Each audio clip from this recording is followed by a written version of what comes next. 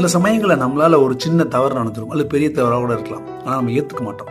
சிம்பிளா அந்த பள்ளியை தூக்கி யார் மேலேயா போடும் தான் நினைப்போம். நம்ம வந்துட்டு ஒரு சமயம் முல்லா நசுருதீன் இஸ்லாமிய தெரிவி உங்களுக்கு தெரிஞ்சிருக்கும். அவர் இந்த மாதிரி வேடிக்கை செய்வார். அதுல இருந்து நமக்கு ஒரு வாழ்க்கை பாடம் நமக்கு தெரிய வரும். என்ன பண்றாரு, வீட்டு சுவரை உடைக்கிறார். காம்பவுண்ட் வாலை உடைச்சு அந்த கப்பியை பூரா குப்பையை பூரா ரோட்ல கொட்டுறாரு.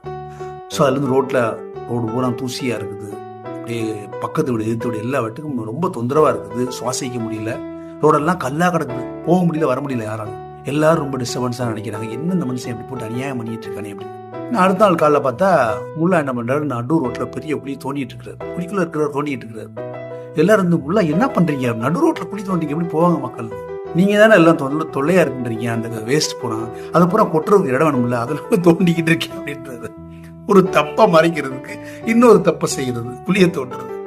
அது மாதிரி தவறுன்னு அதை ஒத்துக்கல வரும். ஸோ பொறுப்பை ஏற்றுக்கொள்ளுது. அந்த தவறுன்னு எடுத்துக்கிட்டோம்னா அதுக்கப்புறம் அதுக்கு உண்டான தீர்வு வந்து நடந்துருச்சு. ஓகே, என்னன்னு நம்ம யோசிச்சு முடிவெடுக்கலாம். அந்த தவறு எப்படி சரி பண்றது. அதுக்கு தான் கிறிஸ்துவ மதத்தில் பார்த்தீங்கன்னா பாவ மன்னிப்புன்னு ஒரு கான்செப்ட் இருக்கு. ஒரு மனிதன் தான் செய்த தவறை ஒத்துக்கிட்டு ரியலைஸ் பண்ணி தெரிஞ்சிட்டான்னா அவனுக்கு பாவ மன்னிப்பு கொடுக்கப்படும். அதுதான் கான்செப்ட். இறைவன் வந்து அந்த ஆப்ல பறிக்கூடாதுன்னு சொன்னார். ஆதாம் வந்து அது மீறி பறிச்சுட்டு இறைவன் கேட்டப்ப ஏவாள் மேல பழிய போட்டான். ஏவாள் என்ன பண்ணா, ஒரு பாம்பு வடிவத்துல இருந்து ஒரு சாத்தான் மேல பழிய தூக்கி போட்டான். இறைவன் என்ன பண்ணா, 2 பேருக்கு தண்டனை கொடுத்தாரு. இந்த தண்டனை காரணம் அவங்க ஆப்பிள பறிச்சது கிடையாது.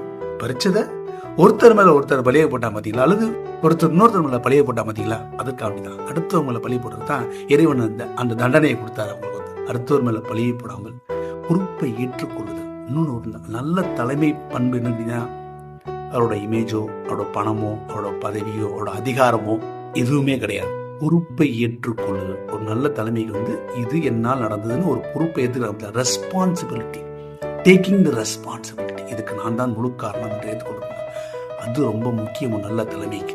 யாராக இருந்தாலும் சரி, ஒரு வீடா இருந்தாலும் சரி, ஒரு ஊரா இருந்தாலும் சரி, ஒரு நாடா இருந்தாலும் சரி, ஒரு அமைப்பா இருந்தாலும் சரி, எதுவாக இருந்தாலும் சரி, அந்த தலைமை பண்பு உள்ளவங்களுக்கு இந்த ரெஸ்பான்சிபிலிட்டி ஒவ்வொரு மனிதனுக்கும் வேணும். அது முக்கியமா தலைமை பண்பு உள்ளவங்களுக்கு ரொம்ப அவசியம் தேவை.